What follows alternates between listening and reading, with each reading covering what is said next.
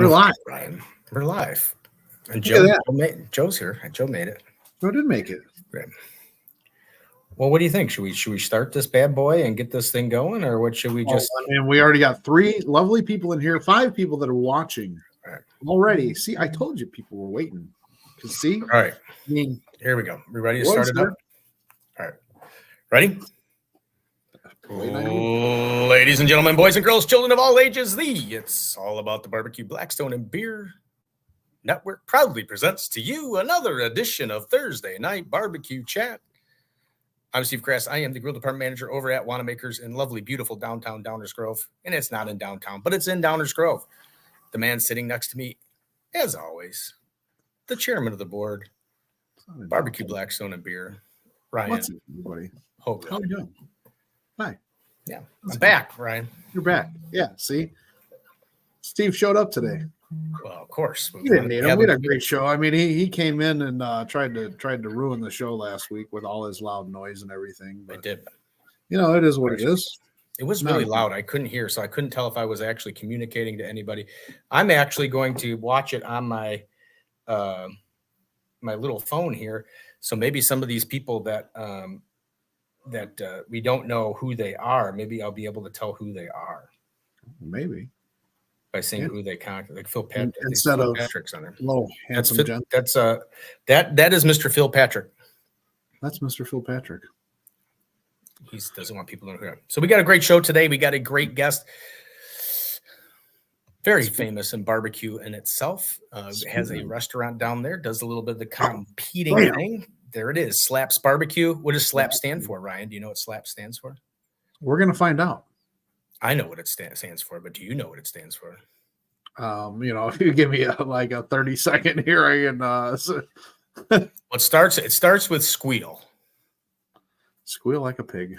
There you go, baby. Yeah. I didn't have to Google it. Someone said handsome gents. But, oh wait! Oh look at I'm playing it. I'm playing it. I was playing us on my phone. Yeah, let's bring him on, Mr. Joe Pearce from Slaps Barbecue. Joe, what's up, buddy? How are you guys? Joe, how we doing? Welcome in. Man, I'm doing good. I'm glad to be here. Thanks for having me. This is the first time I'm meeting Joe. Well, you know what's kind of funny? This is just a funny story because this is the first time. This, I believe, truly is the first time I'm meeting Joe. We had Craig Carter on a few weeks back, and I was setting up for today's garden show, and I was putting up my Operation Barbecue Relief flag from Panama City Beach back in 2018. And I see this name on the flag, and I'm staring at it, and I sent it over to Craig, and I said, "Is this your signature on my flag?" And he said, "Yes, it was." So Craig and I actually worked together in 2018, and we made such an impression on each other that we didn't remember either one of us. So, but actually, this is the first time meeting. Joe, how are you? Man, I'm good. I want to say, Steve, I think I've met you somewhere. But anybody he meets. What a guy. But like, man, I don't remember when. It might have been, I don't know, it might have been up in Wisconsin or something like that. But yeah, I've never made it up to Wisconsin. Okay, then it must not have been you. It's okay, Joe. We all try to remember that we don't really know Steve. All right. It is a memorable face. I do understand that how that happens, but maybe you just saw on show some. I'm very popular on the internet. Yeah. No, that's what it is. Yeah. There it is. Yeah, there it is. It happens. So Joe, take us through. You do quite a lot, and you're successful in a lot of things. Arguable. But for this show, you're successful. What got you hooked into barbecue? That's how I always like to, because I always like to, you guys always do this, and you do this for now you have the restaurant and all that other stuff. But what made you start? Yeah, you know, we grew up in what we call the barbecue capital of the world here in Kansas City. I kind of coined the phrase, you know, we're born, bred, and barbecue fed here in Kansas City, and man, we've gone to eat barbecue ever since I was probably in diapers. You know what I mean? So my dad we'd always make the joke. We would go down to one of the establishments in Kansas City that might have not been in the best areas to go eat food in. My dad would always make the joke, if the shell casings were on the ground, that was the good time to get in and get out before there was any other problems. And and so we grew up kind of inundated with the barbecue world. My dad, we were big outdoors people, and so we were always camping or grilling or just being outside in general. And he liked to cook over open fire, and I still think to this day his smoked turkey breast is probably like one of the best bites of food I've ever had in my entire life. So I got to play with fire as a kid, and I get to sit around a campfire and burn things and try to cook. And I remember one year, it was my brother's birthday. We tried to build an oven out of sticks and foil and bake a cake at a campground, which didn't. I don't think it worked, but we just kind of had that passion to kind of cooking over open flames, and that kind of turned into barbecue. And I think one of the first things I did as an adult when I got my own place was buy a grill, buy a smoker, and start burning some meat. And for us, getting into the competition was kind of an accident. My brother and I obviously are close, but we were working in different fields. And I was talking to him on the phone one day, and I said, "Hey, let me call you right back. I got to wrap a brisket." And he goes, "Like, what do you mean you're wrapping a brisket?" And I was like, "I'm cooking a brisket. I got to wrap a brisket." He was like, "I'm cooking a pork butt. I got to go wrap it." And so we were both cooking barbecue at the same time, with some brother intuition. And so we basically got off the phone, went and did what we needed to do, and came back and said, "What are you're cooking barbecue too? What's going on?" And that kind of sprung into, buying smokers together and swapping stuff out and sharing recipes and getting together to cook. And next thing you know, we're sitting at a barbecue contest in North Kansas City, Missouri, kind of down the street from where we grew up, around St. Patrick's Day. And we got to a contest on Wednesday. Most people don't get the contest on Wednesday, but we got there on Wednesday, and we set up camp. And we had a truck, a 15 passenger conversion van, and a 16-foot U-Haul filled from floor to ceiling. And most people bring lawn chairs. We brought like wrought iron furniture. Like, it was brutal. And but we were out there, and the weather was nice, and we cooked some food. And I don't think we did very good, but I think we finished 17th in pork out of about 100 teams there. And we were kind of hooked, man. We said, this is something fun. We can go out and do this and see what happens. And so 2 weeks later, we went to a barbecue contest in Lansing, Kansas. And I think we were third in chicken, first in ribs, um, second or third in pork, and fifth in brisket. And we finished reserve. And we was like, well, this is what we're going to do the rest of our life. We figured it out. This is it. We got it. No, we don't have to. We've climbed the highest peak. We are at the top echelon of all barbecue, and we're going to keep going. But that kind of, that set the hook, right? And from there, it was just how to be bigger, better, and continue to learn and grow in the sport. And I use that term very loosely, food sport. But yeah, so my brother and I are very OCD kind of people, obsessive compulsive. When we get into something, we get into it. Like, there is nothing that's going to stop us from doing that thing that we want to do for a little while. And I devoted pretty much a full year of my life to understanding genetics and animals and farming and raising cattle, raising pig, and what type of grain they were fed, and what happens when they're grass fed, how they're slaughtered, how they're butchered, and everything between. And kind of just end up getting this knowledge base that was really beneficial cooking barbecue. Wow. But hey, Ryan, you and Joe got something in common, and he started off burning food. Yeah, we've all been there. Yeah. I mean, if you're not making mistakes, you're not learning, Steve. Yeah, right. But I mean, if you just don't cook and burn food anyways, you're not learning at all. This way, I never have to worry about burning food, Ryan. I go to places like Slaps to people who know what they're doing and just enjoy good food. So you go to places like Slaps. You've never been like to Slaps. Never been to Slaps. Yeah. I got to get down to Kansas City. The Kansas City crawl is going to be so.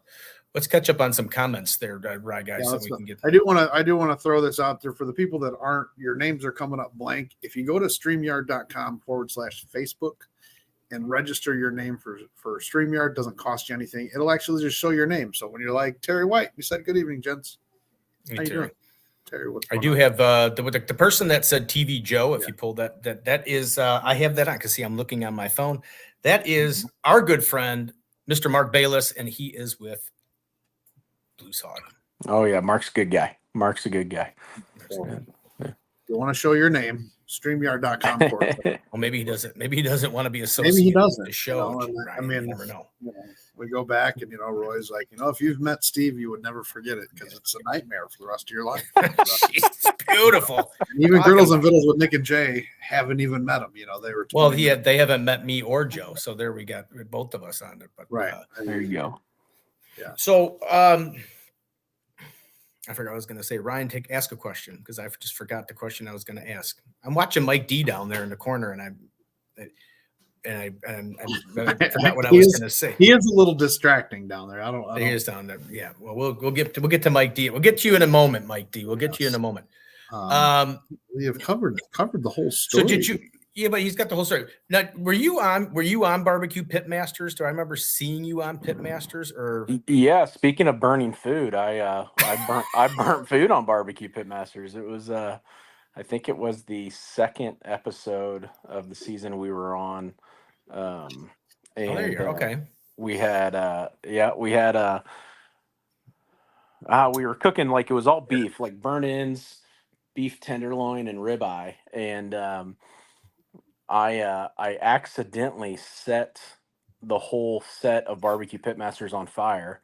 We were in a field in Tampa, Florida, and I had a chimney of Kingsford briquettes lighting to start cooking a steak, and as I picked it up, one of the coals fell out of the chimney and landed in the wood box of the guy next to us in a dry field. And next thing I know, I literally set this big, thick, I don't know, it was probably like a 2-inch or 2.5-inch thick bone-in ribeye directly on top of the coals on the grate.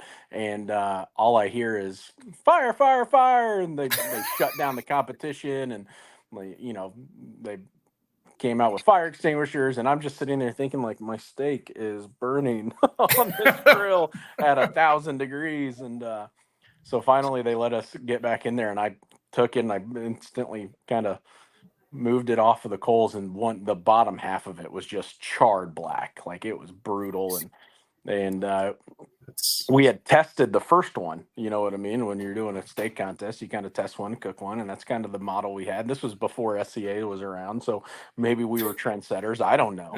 But anyway, so we didn't even have one to turn in, like, to try again. So I took this ribeye off the bone, sliced it into kind of slices, and it was kind of pink, but as food sits around, it looks bad. And I remember sitting there during judging, and my burn-in was great. My tenderloin was maybe one of the best bites of food that those judges ever had in their entire life. It was really good. And then we got to this ribeye, and I mean, it was brutal, like what those guys were saying about it. And I remember Tuffy to this day will make fun of me about burning that steak on national TV. And he was like, Joe, I'll eat any barbecue you had, just don't cook me a steak. And I'm like, I get it, man. At this point it was, what was that, in 2014. So, we're coming up on 10 years past that now. I hope maybe I can cook a steak for Tuffy again some point in my life. We'll see. Yeah, you can fix it. Let's see, Ryan, he is one of the OGs of barbecue. I mean, you could go way back, but I mean, as far as bringing it to the mainstream, that Pitmaster show is kind of what got a lot of people hooked into, what's going on in barbecue. Just watching you guys do some, because I do have to say, Pitmasters to me is like the real barbecue show. I mean, I've watched Barbecue Brawl and stuff like that, but they get into cooking all this other stuff that isn't barbecue. So it's kind of that was like the real. Yeah, when we were on Barbecue Brawl, they pitched that to me as this is a legit barbecue show. And they even said, like, it's going to be similar to Barbecue Pitmasters. You guys are going to have barbecue meats that take a long time to cook. You're going to get there. We'll have different pits for you guys to use. There'll be an option. There'll be straight a barbecue competition cooking show. And we got there, and that the season 1 of Barbecue Brawl we on was like me and Tuffy and Phil the Grill and Leanne Oxley, and I'm sure I'm missing people. But anyway, long story short, we get there, and the first thing they tell us is like, "Hey, you have 30 minutes to prepare a dish," and you're like, "That's not really barbecue." That's a real barbecue. Yeah. Did you cook my brisket for me or something? Yeah, like right. It was a pre-cooked brisket. And or? it was like a one bite challenge, and that challenge determined kind of who was, the judges were going to pick first based on how you did, and so everybody was kind of grabbing chicken or something. I don't even know. I think Tuffy had like a pork chop maybe, and the only thing I saw in there that I could remotely do anything with, and I was like, well, there's a ribeye. I'm going to take the cap off of it, and I'm going to roll it into kind of a pinwheel and kind of do this, grilled Philly cheesesteak kind of a thing on a toasted bun, and I executed it really, really well. And you could tell when Bobby and Michael took a bite of it, they were like, "Yeah, this is better than everybody else's." And so Bobby got to pick first, and he knew that Michael and I are good buds, and we go back a little bit, and so Bobby picked me first to piss Michael off, and which is good, which is fine. But what that did is it put me, like, I was then the last person to get into the pantry to find the next cook, and the next cook they told us was an hour long, and I was like, again, not barbecue, but okay. Right. We'll go from there. And so by the time I got into the kitchen or the pantry, like, everybody took all the easy stuff that could cook in an hour, and I was digging around. What was left for me was like octopus, like just some white fish, like a bunch of vegetables. And so I was digging in the round bottom of a cooler, and I found a big old fillet, a whole tenderloin. And so I cut those into fillets and cooked it well, and maybe didn't execute the way I wanted to, but it is what it is. And we didn't move on from that show, but it was a good experience. And but it wasn't a barbecue show. So not in the true sense that we think, because I remember I thought the same thing, because I tuned in. Obviously, I was watching to say, oh, let's see if who I know is on the show, Yeah. And at that time, I think Lou Holter from Croy Valley was on. I saw that she was on, Yeah. and they had this other guy that was on there, and you could tell he was, he was a meat person type of thing, And they came out and, okay, oh, we're gonna do,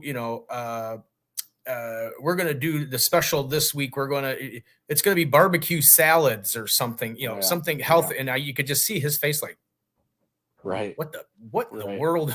I've been cooking low and slow and meat and this and that. And now you want me to cook a barbecue salad. And he's like, it's like, he's pretty much like, I think I'm done with this show. Hopefully I get voted out. Yeah. Steve, you probably would have fit right in. I mean, I probably would have. I mean, but at least, but you can't bring like barbecue guys on there, and then you're. I mean, as we all know, barbecue is like an all day type of thing, and it's like these dishes that they want you to make is not like. But Pitmasters was that show. Yeah, and Pitmasters was a blast. Like, it's every time I've been to Florida to cook a barbecue competition, which is where Pitmasters was, it's always been like 30 and raining. You know what I mean? Just horrible weather, in February, March in Florida. And so I got a bad run of it, but the weather was not very good in Florida when we were down there filming pretty much all episodes. And it's funny, I was just back down in Florida a couple weeks ago with the Blues Hogs guys and Brad and Tim and Michael Simon, and we were filming a couple little quick cook kind of things down at the Daytona race. And guess what? It was 45 degrees and raining in Daytona, and they end up delaying the race until Monday. But we got our stuff done, and it was fun, and hopefully we'll see something come out of that pretty soon. But yeah, man, it's like I got bad luck going to warm places.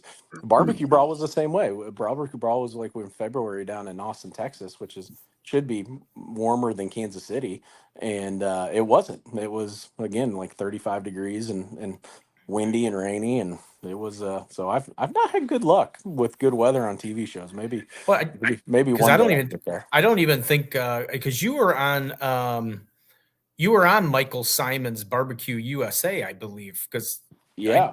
I don't know if they followed you, but I know they followed Fergie, and I remember you getting a lot of calls and then this and that. But Yeah. but If you I go don't. back and watch that episode with Fergie on there, you'll see somebody real familiar that wins that episode, and it was me. I don't. Uh, It was. yeah. So in Olathe, they followed us, Fergie, Meat Rushmore, and all Yeah. forked up, and some other guys there. But I don't call my shot very often. But I showed up to that contest with like American Royal, Jack Daniels, quality meat. Like I cooked. I think I thawed 6 Wagyu Snake River Farm briskets to find 2 good ones. I bought, I don't know, probably 60 or 70 pieces of chicken to find 16 good pieces. I had 12 or 15 slabs of ribs to pick from. I was just cherry picking everything I saw for a couple weeks before that. So I knew when I got to that contest, I was I was going to show up with better meat than everybody else, and lucky enough, we got the calls we needed and won that day. It was also fun. It was on my the awards were on my birthday that day, so I got to be on a TV show with my good friend Michael, good barbecue people, and then winning but it was a good day. It was a good time. Nice birthday present. It was a good one. It was a good one. Yeah. So we got all the competition, cooking, everything like that. Now the restaurant. How long has the restaurant been there? Yeah, it's going to be 10 years in June. We opened kind of backwards of what we wanted to do. There's a good shot of it. We we would in a perfect world want to kind of be this established barbecue team that had won everything that there is to win and then open a restaurant, but we kind of did that backwards. We had we didn't even win a barbecue contest before we opened the restaurant. We were just got lucky enough to be on Pitmasters, and kind of how that happened quickly is like they've asked us for an audition tape, and at the time I was a creative and technical arts director at a church, and so I had access to cameras, videos, production crews, and so we just put this. They wanted a 30-second to a 1-minute clip about why you're good at barbecue, and I gave him a 7-minute dissertation on the history of Kansas City barbecue, and like I was playing epic music in the background and like tugging on their heartstrings and doing everything that probably a church doesn't manipulate you a little bit that I did on the video. But so we got on Pitmasters, and we're been entrepreneurs our entire life, and we had in the neighborhood we grew up in when we were kids, if you needed your yard mowed, you came to us. We can't have the conglomerate on the yard mowing in our neighborhood. Nobody else could do it. We slash tires if you were trying to cut grass in our block. But so my brother and I always kind of been independent entrepreneur kind of guys, and we knew that Pitmasters was in 1 million homes in the United States of America, and we were going to get some publicity, and we might as well see what happens if we open a restaurant. And we didn't think we were going to actually open a restaurant right away. We thought we were just going to have a food truck and do some catering, and we'd find a building with a commissary, and people started, like first responders and neighbors started knocking on the door when they saw the smoker show up, and they said, "What are you guys doing?" And I was like, "Well, we're kind of doing barbecue out of here." And I mean, the community in Kansas City, Kansas just rallied behind us and kind of made it very hard for us not to open the doors to the public. And we opened in line with the season finale of Barbecue Pitmasters, where we end up losing. I don't want to talk about it. Thanks for bringing it up. And but we end up losing Pitmasters, but we had all this publicity. We opened for a soft launch on that. I think it aired on Sunday, and that Sunday we opened at noon, and we sold out in an hour. And we didn't have that much food, but for us it was ridiculous that people would show up to eat our food. And no, I'm sorry, it was on a Saturday. So we did that Saturday. The finale aired Saturday night. We had a big watch party down the street from the restaurant. We weren't open on Sunday. I basically went to a Costco and Sam's and bought ribs and brisket and everything I could figure out what we needed. And Monday we opened, and it was June 14th. And that Monday we opened, and we sold out every day for almost 4 years. Just Wow. slinging as much barbecue as we could. And we just decided, we probably should get bigger smokers and hire more people and see what we could do to stay open a little longer, try to make a little more money with still keeping our quality there. And it's a fine line. It's a fine line of having fresh food every day and making customers happy and not running out. And barbecue's not quick, as we talked about already. It takes hours to cook something, even if you hot and fast something. Slab of ribs still takes a couple hours, 2.5, 3 hours to get done. So, having to learn that process on the fly in our very first restaurant, was tough, but we did it pretty well. And we've celebrated, and we'll celebrate 10 years here this year, and it's still going strong. People are still coming out to eat barbecue, and I think we're doing pretty good with it sometimes.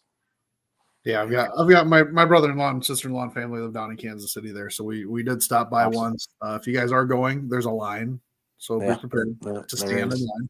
Yeah. What, Steve? Lines. I mean, if you know somebody, can you go in the back door and get like your order filled? You can if I'm there. I had my good buddy Bobby Stanfill was just in town yesterday, and I don't always make it down to the restaurants on Wednesday. It's kind of the day I kind of get some stuff done around the house, and it's my prep day for competition barbecue, and so I've just kind of had the schedule where I'm not always down at Slaps on Wednesday. And he texted me a selfie with him and Moni in the line, like, "Hey, we're here, come on out." And I'm like, "Oh, sorry, buddy, not there." And but no, it's I'm there quite a bit. I don't necessarily have to be on the line or in the kitchen anymore. Right. But there's plenty for my brother and I to do. Just constantly trying to grow the business, making sure the wheels don't fall off, managing employees, and seeing what happens next. But yeah, Slaps has been a blessing.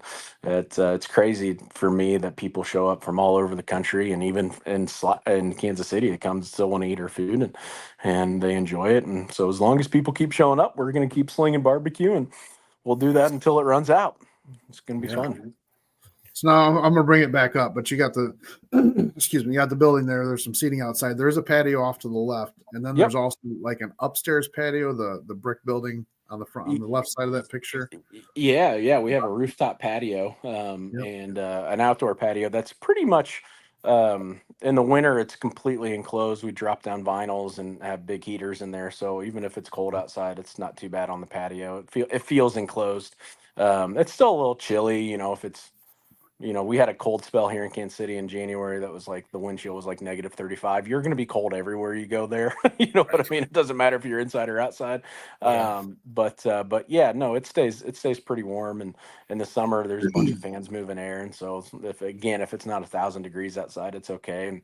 But the rooftop's a cool spot, man. There's kind of you get to overlook downtown, and there's some heaters up there and some lights, and it's a really cool spot to eat a barbecue meal if the sun's not bearing down. We got sunshades up there that kind of keep the sun off you, but we've kind of grown almost as much as we can in that building with seating, and so now we're just kind of in a spot where we'll just keep putting people wherever they can. So that's why you see the picnic tables out in that front parking lot, and eventually we'll probably do some sort of raised platform there that has level seating on it with some umbrellas or whatever it is. But we're kind of maxed out with the amount of seating we have at Slaps. There's not so much more we can do, but we stay busy. We do.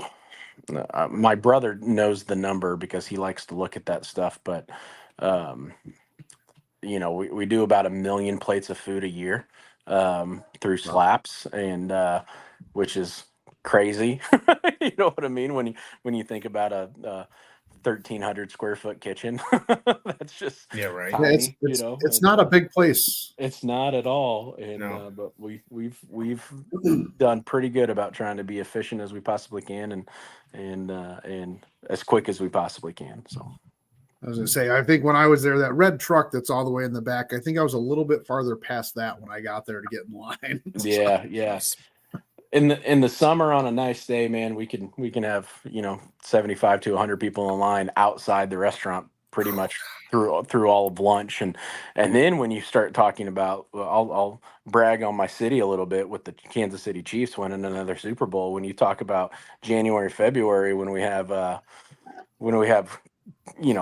playoff games, AFC championship games. I mean, we'll have 200, 250 people in line right up until the game starts, and then it's obviously ghost town because everybody's inside watching the game. But like those are the crazy days that baffle me when everybody wants to get barbecue prior to a football game, and then, whether the Chiefs are in the playoff or not, they show up for when they're playing the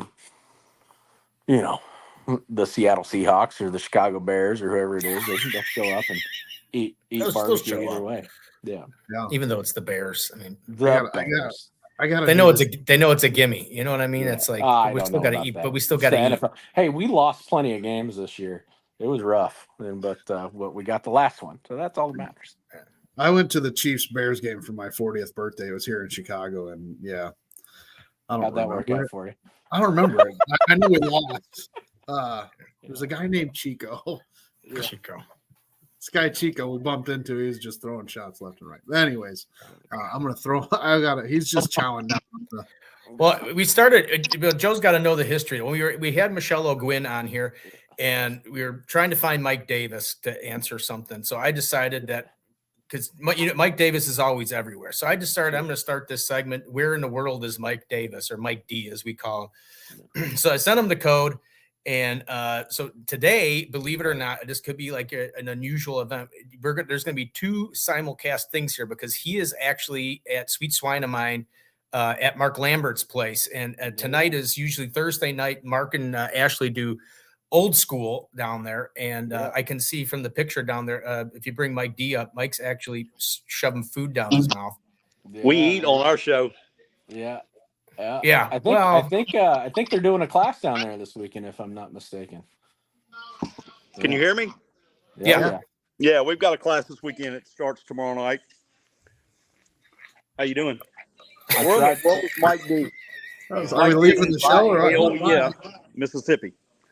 There you go. And see, we eat on our shows. Yeah. Well, let me show you real quick. If we were all together, we'd be at Slaps, and we would be. Hey, I could be at Slaps. This is what we do here.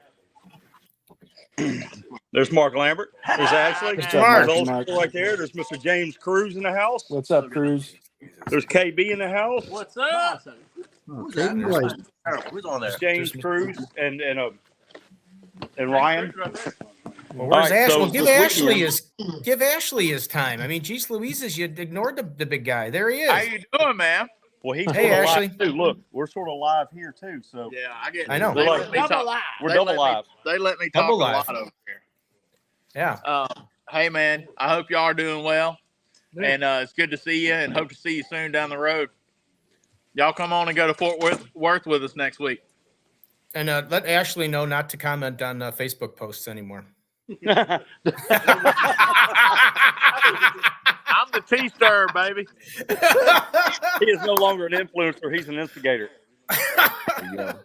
So look, we're here at the Sweet Swine of Mine distribution compound in by Hell Yeah, Mississippi. Steve, you've been here before. You've seen it. Look at all that right there. So this is what we're working on for this weekend.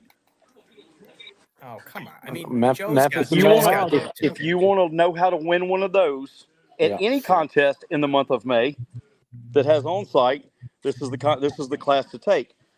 Well, here's the deal. I got two members of the Memphis and May cooking crew that was down there with me in Memphis and May last year, coming down to that class this weekend. Who is it? Greg Hasty and Jamie Stuckey. They're coming down there this weekend. So they're gonna hopefully learn everything they need to learn. We already got some that are here from Connecticut. We've got people from Connecticut already. Oh, I know those guys. Yeah, is that an American Royal winner? That is an American Royal winner right there. It is. Yeah, there you go. Nice. Yeah, hey, good stuff. You're double live. There you go. So this weekend, see Ryan, this is better than the griddle crew. See what I'm saying? I mean, we got. No, I don't know about the griddle. I mean, we can have a griddle crew on a Wednesday. See, this is nice when I'm in control, though, because it's nice because we just go like that. You know, I have no problem just moving stuff around. There you go. Well, it's okay. It's all right. Seriously, I'm a Blackstone guy. I'm a griddle crooker. I'm just kidding. It's okay. Hang on. What do we got? She's Mike D. Let's get this moving here, Mike D. We don't have. We got a blaze. We don't have any Blackstones in the house. I don't believe. That's all right. I don't Probably everything else though. You want a griddle? We got griddles. We got griddles everywhere. Anything you want. You need. Hang on. There's got to be one back here. You need Mike D as your spokesperson, Joe. You need a CTO. We got them. You need a metal street. Oh, here's a Yoder. You need a Yoder. You can make that a griddle. You can put a griddle on that. Jeez. But seriously, if you want to know how to do a whole hog and the presentation for Memphis in May or any MBN or shoulder or rib, this is the place to be. This is the place to be this weekend. And this is how you learn how to do that right there. You see all that hardware up there? Oh, I know. He's got a lot of hardware, but if I knew we were going to get into a measuring contest about how much hardware, I would have gone up in my barn and yeah, right. Show the picture I would have pulled out some trophies, but no, I mean, listen. But they're all at Slaps right now, aren't they? They're all up in your restaurant. Well, listen, I've filled up so many at Slaps, they're now overflowing into my office and into my barn. So that's a good thing. I like when we do video stuff at Slaps, I like to use American Royal trophies as door stops. And I'm like, where'd those come from? Oh, look at that. Wow. Yeah. I'm gonna leave that one alone, all right? All right. So this week, Mike D is in Byhalia, Mississippi at Sweet Swine of Mine. It's Byhalia. Byhalia, sorry. Like pecan or pecans, whatever you want to. Yeah. So, all right, Mike D. Good to see you. We'll see where you are next week. Don't tell anybody. I know where you're going to be next week. Well, don't tell anybody because it's going to be a surprise. All right, buddy. Tell Mark I said hi, and I will. Y'all have a great night. Good show so far. See you, Mike. Thanks, buddy. All right. Yeah, so that's the new segment. Where in the world is Mike D? That's and good. Today he's in Byhalia, Mississippi. The winningest county. That's in the winningest county in barbecue. There's no doubt. There's no doubt. I do. I wasn't lying. I got two guys going down to that class that were on our team at Memphis in May, and they didn't tell me they were doing it. They just said we're doing it, and then I didn't really have any control over it. But listen, Mark Lambert can cook a pretty good pig, shoulder, and rib. So I'll listen to what that guy says any day of the week, and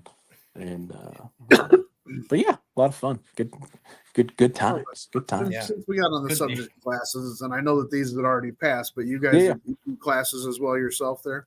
We do, man. We do kind of sometimes 2 to 4. Like last year, we didn't compete as much as we normally do. It just kind of time to not cook 45 barbecue contests a year. It was I did that for 9 years in a row, 30 to 40 contests, and I have a 4-year-old daughter and a wife and a business, so I backed it off to like 20, which is still quite a bit. Wow. And and we still did pretty good. I think we won 4 or 5, and we were in top 15 or something like that in KCBS. But yeah, we just didn't cook as much, and I filled those 2 classes up. I probably could have filled up one more. We got people asking about it, but I don't like to spread myself too thin in the off season. I like to take a little time off from cooking and just spend some time with the family, and we'll see Matt maybe doing another class this summer or fall.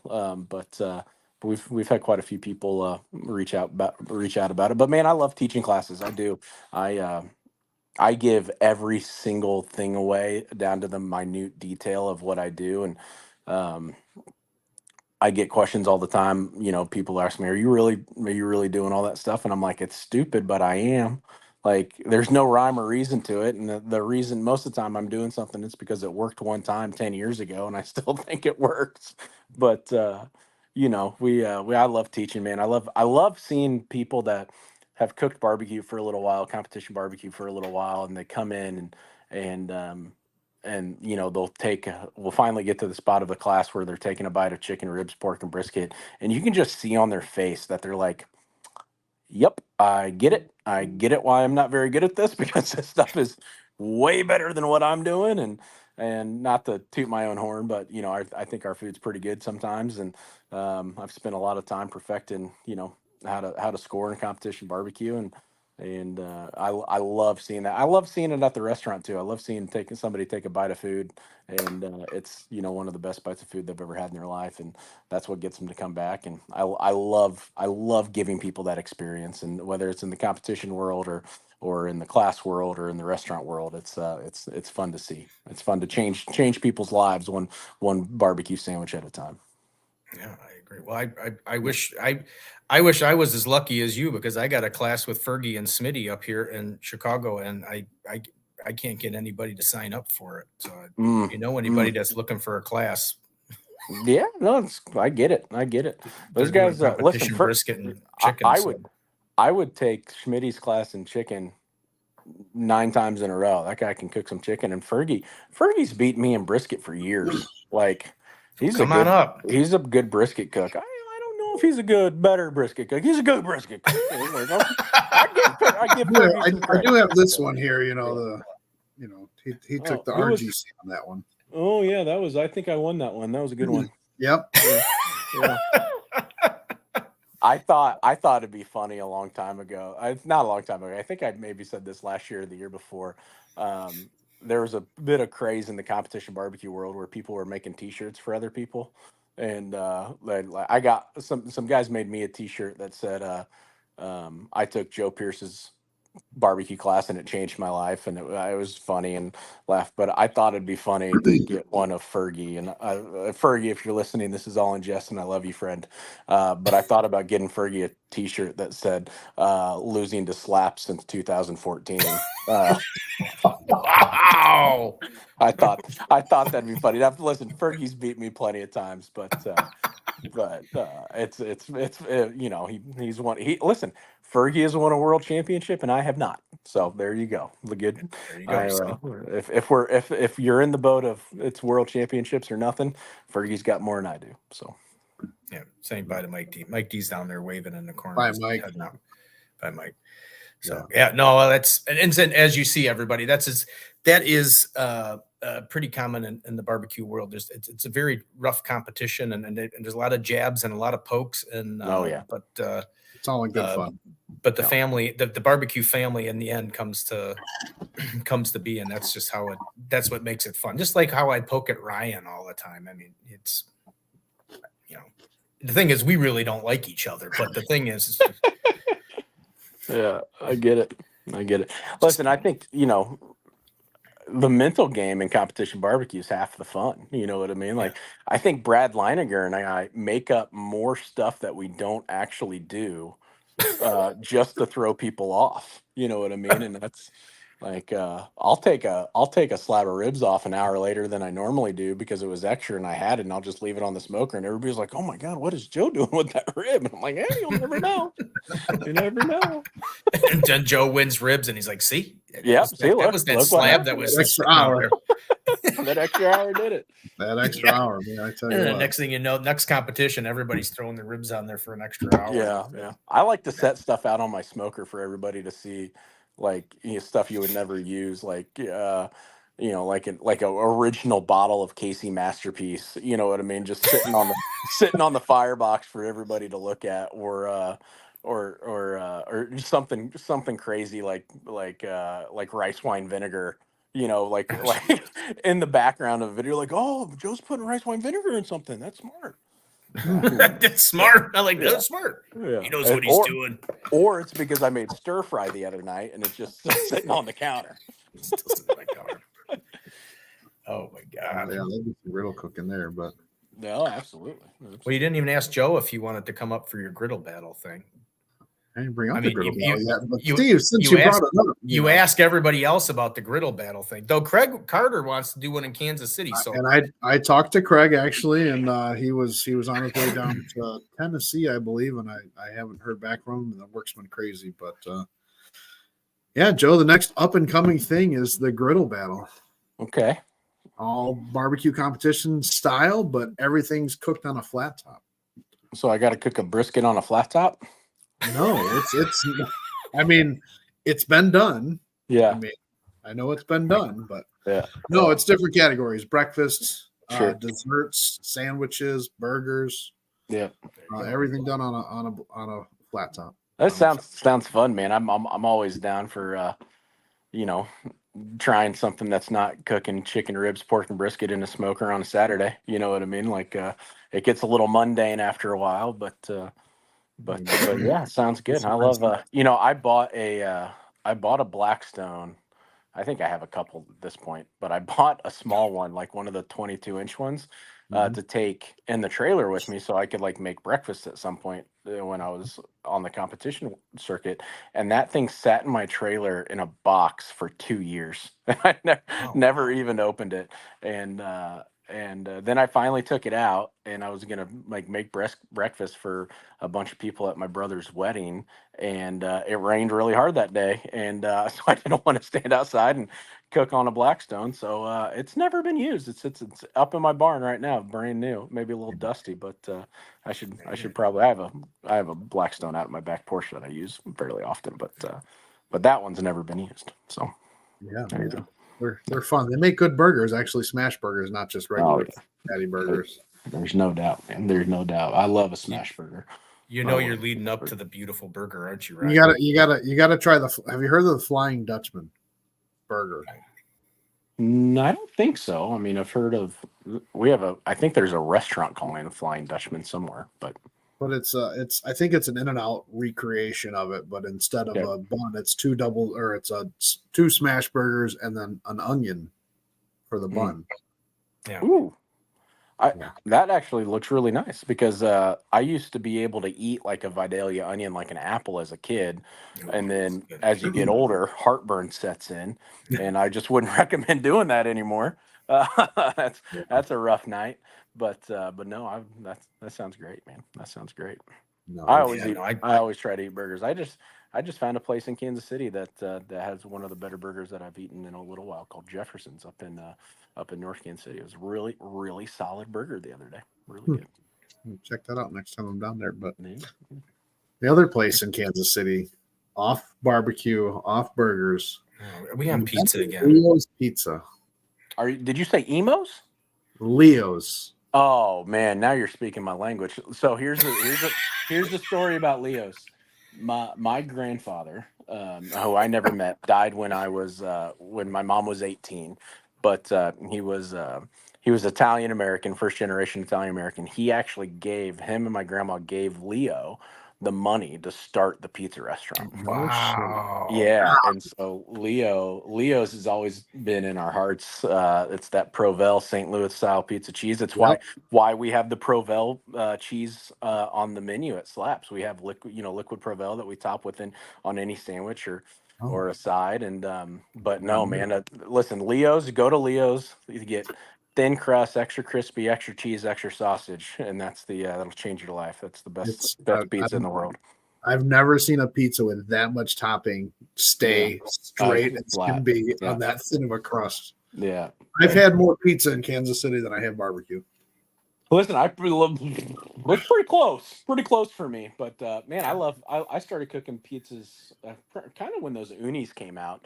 I was really intrigued at those guys, and so I started really diving into pizza and cooking quite a bit. I actually 1 year at the American Royal, in between the Invitational at the Royal, we had a kind of a staff party, and I think 250,000 people showed up to it. It was big, and my brother and I sat there and we made pizzas out of a couple unis for hours. Just we kind of let people do toppings and made the pizzas but my top pizza places in Kansas City. Leo's is on the list just for the nostalgia of it, but there's a place in the city market called El Lazarone, which does wood fire pizza that's really, really, really good. And then the last place, hang on, oh my gosh, it just went out of my head. I can tell you where it's at. It's in Grandview, on the corner of Main and 71. Providence Pizza. Those are my 3 pizza places in Kansas City. And now there's tons of good pizza in Kansas City, but those are the 3 that I like the best. So Yeah. So it's like pizza like the sleeper thing in Kansas, because obviously everybody thinks of Kansas City, they think of barbecue, but is pizza kind of like the hidden sleeper of Kansas City, you think? Man, I don't know if we really have a second category. I think probably steakhouses, steak restaurants are probably the sleeper in Kansas City, just because of our history of the stockyards and the West Bottoms, where all the cattle for the Western United States would come through. We have some really, really good steakhouses in Kansas City. The Majestic, the Golden Ox, Anton's. It's just some really good places. We have some chain restaurants, same shake places as well, that do pretty good. But I think beef in general is kind of Kansas City's undertone. Pizza's up there. Italian food. We have a big Italian community in Kansas City. Our grandfather was probably, I don't know if he was in the Italian mob or was affiliated somewhere or another, but there's stories, Stories. There are, man. I won't get into this. I'll tell this story about my grandpa, and then we can move on. But so he was dating my grandma, and my grandma and my great grandma lived just 2 blocks away from where Slaps is. That area is called Strawberry Hill. It's an old Croatian Slavic district of Kansas City, and he was dating my grandma, and he built a still to moonshine in her attic. And Nice.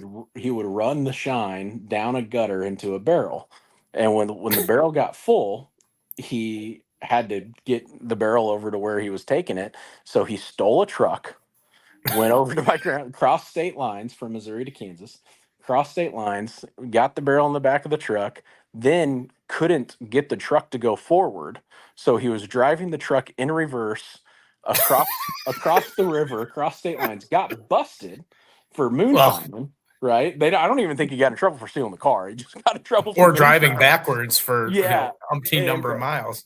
And anyway, they sentenced him to 6 months in jail in Jeff City, which is 2.5 hours from Kansas City.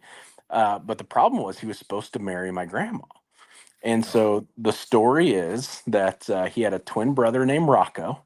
And on visitor day down in Jeff City, they switched places. And Rocco stayed and finished his sentence in Jeff City, and he came back to marry my grandma. And that's 100% a true story. My grandma would tell that story till the day she died. But he had everybody in Kansas City called him Hobo Mike. He had a produce shop down like the 31st and Paseo, and he would go get all the fresh produce and clean it and go down, catch fish out of Missouri and bring them up. So he was always dirty and grungy after working all day. So everybody called him Hobo Mike, and he had a little produce shop, that all the old Italians would come down and get fresh fish and vegetables from. It was good stories, good times. So. See what pizza brought us to, Steve? There you go, man. That's a good story. It's one of my favorites. It is driving it backwards. I think you had me at driving it backwards because I could just see it. Yeah. And I was just gonna say, it's like, how did the guy not get pulled over for driving backwards? Yeah, I mean, it's yeah. And this was he was born. I want to say he was way older than my grandma. I want to say he was born in like the late 19 teens, like 18 or 19, and she was born in the late 20s, maybe right at the start of the Great Depression, because my mom was born in 56, so that would put my grandma 25, 26 when she had her.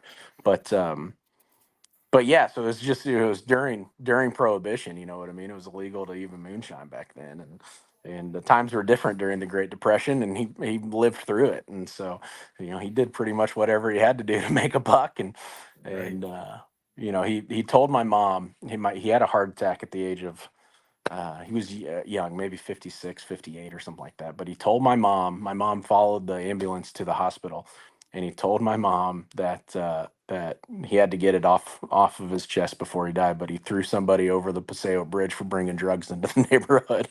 So I don't know if that's true or not, but maybe it was delusional. What year was that heart attack? So my mom was 18. She was born in 56. So been the 70s, somewhere around there. Yeah, my grandfather was the same. Yeah, back then there wasn't. I mean, ambulances didn't look like they do now, and No, pretty much you just went along for the ride and hoped that you made it to the other end. Yeah. But we have a ton of fun stories like that, man. I always make the joke that our family puts the fun in dysfunctional. We have great family time, great family holidays, but we're loud. Every single buddy in the room is right, and it's not a holiday until somebody cries. So it's just kind of how we go. But it's kind of like Ryan. It's kind of like you cooking barbecue. It's all fun, and it's not done until somebody cries. Somebody cries. So. Yeah, it's I still can't figure out why I still come back here every week. Well, I mean, I saw how excited you were last week when I wasn't on. I was watching the show, and I'm like, I got to bust into this. Ryan's just way too damn happy. Yeah. No, it was a great week last week. It was fun. So, well, just so everybody knows that Joe does have he does have sauce and he does have rubs. They're on the shelf at Wanamaker's. They're in a lot of places. So, if you're looking for the taste of slaps, you can buy some of the products and try and We're switching distribution companies, and long story short, if it's not available in your local store, it will be pretty soon. We had an issue with our last guy, switched companies, not just distribution companies, but manufacturers as well.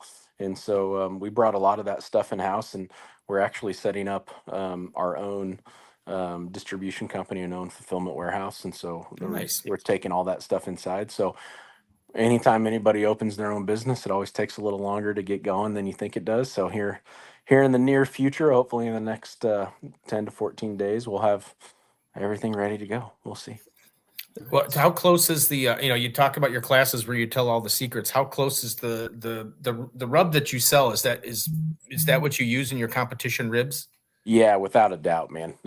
We call it the perfect blend for a reason. It goes good on everything, and that was a labor of love developing that rub, because barbecue rubs are barbecue rubs. I'm a firm believer, and this is going to take people away from buying my product, but I'm a firm believer that you can show up with Smoking Guns Hot, Blues Hog Original, and as long as you nail your tenderness, you can probably win a barbecue contest, right? And so for me, creating a rub, I hated having 3 different rubs for chicken, 4 different rubs for ribs, 3 or 4 different for pork, 4 for brisket. And so I took everything that I liked out of 3 or 4 different rubs and kind of put them together into one.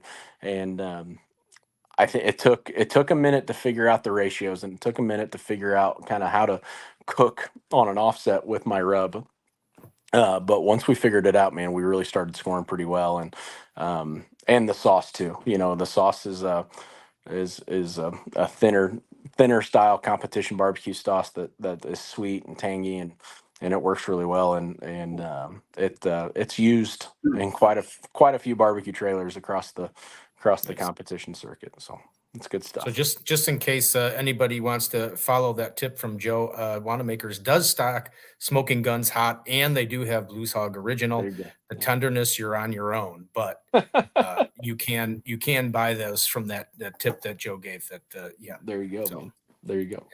If you want, visit Wanamaker's at 1940 Ogden Avenue, Downers Grove, Illinois. 605. There you go, man. And maybe I'll be there. Maybe if you're not 20 minutes late. If you're not 20 minutes late, right? So yeah. Wow, that was right. It's almost been an hour already. What a fast hour again. It did. Another great show. Joe, thanks for coming on, man. We appreciate you being here. No problem, guys. Any shout outs, anything last words? Last words. Last words. Let's see. I usually think of something creative, but I think I'll probably quote Lawrence Taylor and said, "Don't smoke crack." Let's just leave it at that. And stay in school. I don't know. I got nothing. You can't be good old LT for no, man. Listen, if you're in Kansas City, come to Slaps Barbecue, and if you're not in Kansas City, drive to Kansas City, get to Slaps Barbecue. That's what I got. So. And you're doing Memphis in May and Royal. Are you doing Memphis May and Royal, or we're passing on Memphis in May this year, kind of to let the drama settle a little bit. And honestly, Michael, Simon, and I's schedule just weren't working to get together in May to get down there to do that contest. But we talked about it for 2 or 3 hours just in Florida last week, and we're definitely coming back to do Memphis in May again, and maybe not with a TV crew and production lights and cameras in our face the whole time, but we'll be there cooking again at some point. But yeah, we're always at the Royal, and we'll cook several barbecue. I got my first contest of the year next week at the Culatha where Barbecue USA was filmed. So we'll be out there trying to win again. But yeah, man, we'll be cooking a little bit, and we'll be at the Royal, and we'll have a good time. We'll see what happens this year. All right, we got before you get out of here, we got some last minute. AK Barbecue Man says, Joe, I'm late, but when's your restaurant over the river coming?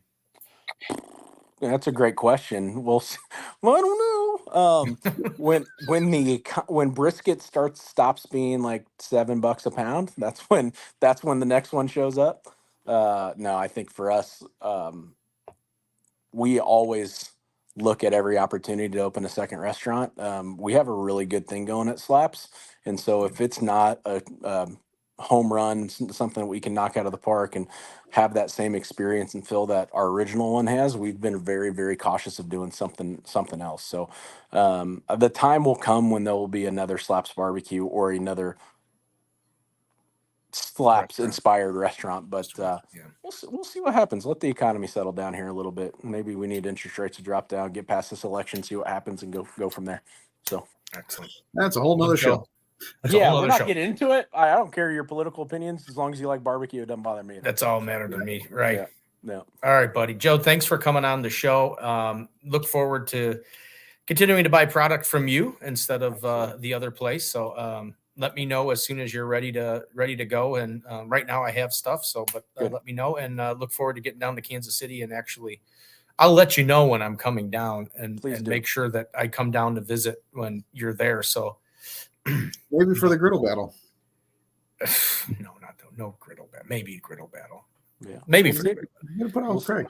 We'll go have some Slaps and some Leos. Oh, sounds great. I'm in. See, now I want to try the pizza place. I hear about the pizza place. Anytime someone from Kansas City's on, I hear about the pizza place. But now that Joe says it's a great place, now I want to go taste it. It's so good. It's so good. Yeah. All right, Joe. Thanks again, man. All right, Joe. Thanks again for coming on. Steve, it's been a blast. Yep. Thank you. Bye-bye. Have a good one. Joe from Slaps Barbecue. What a great guy. Look at that. What a great show. Awesome show. Yeah, you got to get down there. Try out some barbecue. Try out some pizza. Some good stuff. Well, not pizza from Slaps. No, not pizza from Slaps. You never know. Yeah. You could have a brisket pizza. You could have a pulled pork. Joe's still in here. You could throw that on the menu next week. Brisket pizza with Provel cheese. Yeah. I didn't know that he had the liquid Provel cheese. I mean, that just sounds like I just want to put a straw in it. Well, see, you didn't look for that when you were down there last time. I didn't. No. I just find it. Because you've talked about this. You talk about this Leo's all the time, and I thought that was kind of what a weird coincidence that they're the ones that put up the money for Joe, not Joe, but the ancestors, the family, way back. Put money for Leo's. That's awesome. It was a good connection. It was, yes. Anyway. But next week, ladies and gentlemen, and those of you who are still watching, all one of you, I don't even know if that counter is right, because. Are you still in here watching? Well, I have to be, but anyway, I thought it was a great show with Joe. We put on some pretty great shows. I mean, I don't know. Last week I didn't see, so I don't know. But I mean, the Griddle Crew looked like they were having a great time. I mean, there's a great shows. Yeah. So we had a good time. Yeah. Next week we have hopefully, and I'm assuming that everything's going as planned. Next week we should have Brooke and Brad from The Shed Barbecue and Blues Joint down there in, I'm going to say it wrong, I think it's Ocean Springs, Mississippi. I think it is. How was I, Ryan? Did you check my address? Am I right? No, I didn't check your address. I didn't check my address. But anyway, Brad and Brooke will be on, and we'll be talking The Shed, and we'll be talking them, and we'll be talking Memphis in May probably, and we'll be, if they're, there's a whole thing going around. We could do a whole show just on Memphis in May. We'll see where Mike D is in this crazy world. He's heading off somewhere good again. I know where it is, but I'm not going to tell you guys. So where in the world is Mike D. Mike D. You know, we need to get a graphics person. We need to get a little like a little globe with like Mike D waving behind it or something, so that we can, we do have the graphics art designer, Mr. Joe Gallo. Joe, or how about Jeff Gallo? Is Joe Gallo his brother? Jeez. Wow. Mike, what did I say? Mike Douglas? Mike Douglas, Joe Gallo. We had Joe on the show, so it's Joe. Is Joe Gallo? Is he the one that does wines? Ernest? Yes. Oh, no, that's Ernest and Gallo. I'm sorry. Yeah. That's close. That's Jeff's cousin. All right, guys. Every Thursday night, come in 7 p.m. Central Time. It's all about the Barbecue Blackstone Beer Network. Thursday night barbecue chat. 7 p.m. Central. And as always, please be kind and courteous to everybody. Be nice. Let's start spreading the love. Let's be happy. Let's just enjoy some nice barbecue and some conversation and not always be bickering about everything. Because after all, hey, barbecue is just fun. So anyway. And so are we. Okay. So we'll see you next week with Brad and Brooke from the Shed. And we're out. See ya. Bye, everybody.